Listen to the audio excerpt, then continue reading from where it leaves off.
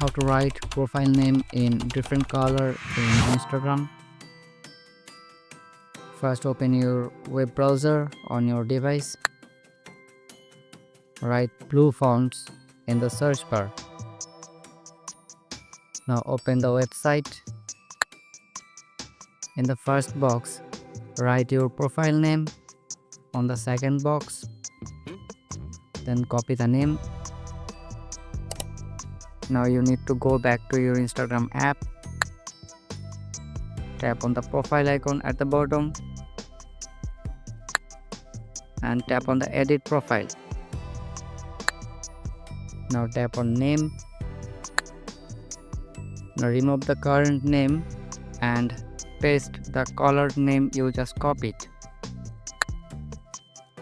You can see the blue color name in the box. When you are done, tap on the check mark at the top. Now read the pop-up carefully and tap on change name.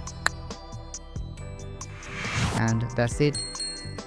This is how you can write your profile name in different color on Instagram.